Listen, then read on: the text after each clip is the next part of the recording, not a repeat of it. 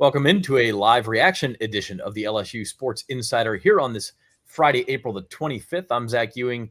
He's Reed Darcey, the women's basketball beat writer for The Advocate. Fully admit that I'm in full NFL draft mode, but I did do a double take when I saw this headline come across my notifications, and that is that LSU women's basketball has received a transfer from not just a high-level player, but one that I think most fans would not have thought would have chosen LSU, Reed. It's MiLaysia Fulwiley. She has announced that she's going to join the Tigers. Yeah, it wasn't a huge surprise because there were all kinds of rumors floating around basically this entire week that she was coming to LSU and that she wanted to come to LSU. You know, it's kind of been in the works for quite a few days now. So I wasn't really surprised that we got it today, but I am a little bit surprised, like you said, that she wanted to come to LSU. So I guess we can unpack that. By the way, I really liked the Saints first round pick yesterday. I was a big fan of that one. So, yeah, it's a pretty interesting move. We found him, everybody. We found the one Saints fan who's okay with the boring first round. You're not the only one, but there were some people who wanted a bigger splash. I happen to agree with you. I think it was a safe pick, but it was still the right pick. We'll see what they do tonight. But on MiLaysia Fulwiley, this is, I guess you're right.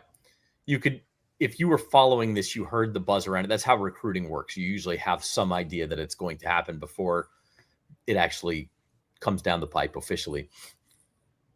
But from a big picture perspective, this is a surprise. And not just because South Carolina and LSU are rivals. Like we're used to that in the college sports landscape now where, like, I don't want to say loyalty is the right term, but you can't, it just doesn't matter. People are going to go to the situation that's right for them. More power to them. The idea that, but MiLaysia Fulwiley is from Columbia, South Carolina. She played as a freshman extensively on South Carolina's national championship team. Did not have as good of a season as a sophomore, if you look at the stats, which we can dig into. But she was also involved in the brawl between LSU and South Carolina at the SEC championship game. She wasn't one of the players ejected, but she was the one fouled by Flau'jae Johnson and kind of started the whole process. So, like, just from that perspective, this is like you kind of do the double take. Like, really, she's wearing purple and gold now? Yeah, I kind of forgot about that, about her role in the fight there. But just think about, how she got to this point, right? Like you mentioned, she is a Columbia, South Carolina native who committed to play for her hometown Gamecocks, the best team in the country, one of the best programs of the last 5 years or so. Right, it's a storybook, right? This is her hometown. This is where she's going to play. She's going to be a hero here. She's going to win championships here. And she did win a championship her freshman year, but now she's out the door and down to South Carolina's arguably their biggest rival in the SEC, right? So it's really fascinating just on that level alone that she wanted to turn heel like this, I suppose, and come to an SEC rival.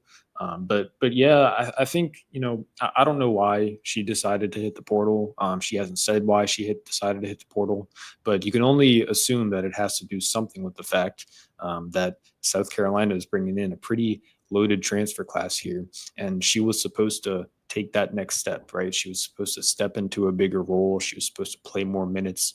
She was supposed to maybe start games because these 2 seasons she's been coming off the bench. She was the SEC's 6th Woman of the Year last year.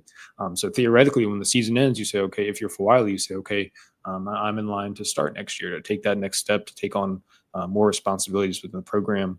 And South Carolina instead went after Taniyah Latson, the #1 player in the portal, the nation's leading scorer. And so Fulwiley was in the portal a couple days later, so he had to assume that South Carolina's decision to land and to go after Taniyah Latson had to give her a little nudge at the door, and now she's at LSU. Yeah, I think a lot of people thought LSU might be Taniyah Latson's preferred spot, or it's hard to say for sure, but they were at least showing interest. Instead, she goes to South Carolina. So was Fulwiley pushed out the door by Dawn Staley saying, hey, we don't have enough playing time for you? Did Fulwiley just see the writing on the wall? Was it a little bit of both? I mean, we don't know. It'll be very interesting to talk to her. And then to come to the decision again, that you're from Columbia, South Carolina, you're going to school there in Columbia, South Carolina, to come all the way down to Baton Rouge and to one of South Carolina's rivals, when I'm sure that Fulwiley had other high-level options here. In fact, we know she did. And so it'll be interesting to see her talk about why she chose Kim Mulkey's program here in Baton Rouge. Yeah, it'll be fascinating. She's one of those players who really could have gone wherever she wanted. There's players out there. They hit the portal, and if you're one of the 5 to 10 best players in the portal, you pretty much have your pick of where you want to go, right? So I'm a little bit surprised that she wanted to come to LSU, just because of the fact that Flau'jae Johnson and Michaela Williams are already here, and they're already in LSU's backcourt, and this is their team. Right, they're going to need shots. They're going to need the ball, and typically how things go in basketball like this, when you've got 3 really star guards like this, especially on one team, somebody is going to have to sacrifice something, right?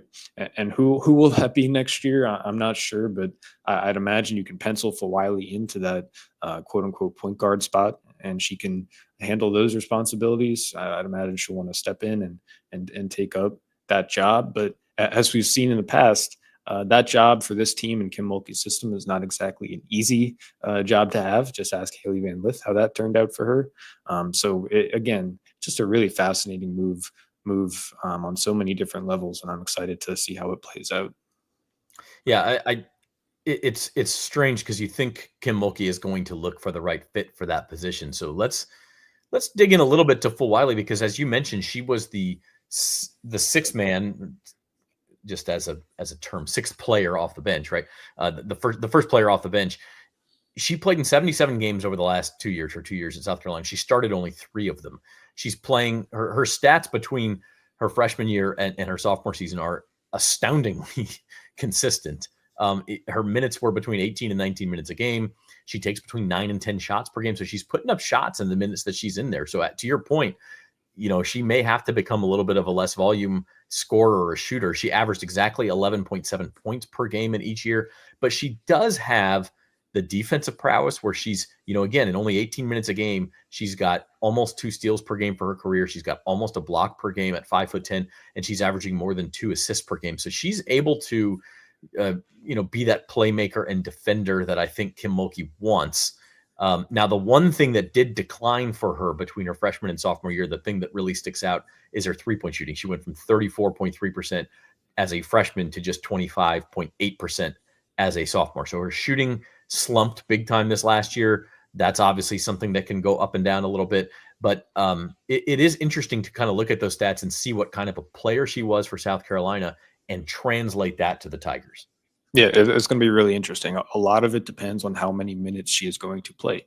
Because like you mentioned, she only played about 20 minutes, 19, 20 minutes a game across the first 2 years of her career. Now, you can assume that she will be playing more, maybe closer to 30, 35 minutes a game. And how does that affect her numbers, right? If you look up on Basketball Reference, per 40 minutes, MiLaysia Fulwiley averaged 24.9 points per game, and that's good enough to be the 7th best total in the SEC last year. Just to put that in perspective, Flau'jae Johnson averaged around 22 points per 40 minutes last year. So that's not to say that her scoring average is going to go up linearly like that if she plays more minutes, but it just goes to show exactly how much she was doing in the minutes that she got. So I think LSU is going to love how she defends. She's a real active defender. She's really good at jumping into passing lanes, using her length to get blocks. So I think there's a lot of potential there for LSU. She has a tendency, I think, to maybe get a little distracted when she's off the ball. If you watch the national championship game, you could tell that Dawn Staley got a little frustrated by some of the defense she was playing. There was one example where it looked like, at least to me, that Fulwiley was supposed to help, or she was supposed to stay in the corner on easy FUD, but instead she helped on the drive, and that led to an easy FUD 3 in the corner. And you could tell Dawn Staley was frustrated by that. So now, LSU is going to have to make her a more disciplined defender, but all the tools are there: the length, the athleticism, the quickness, the foot speed. All that is there to turn her into whatever defender you want her to be. And then on offense, I guess LSU is just going to have to cut her loose, because that's what she's best at. She's best in transition, right?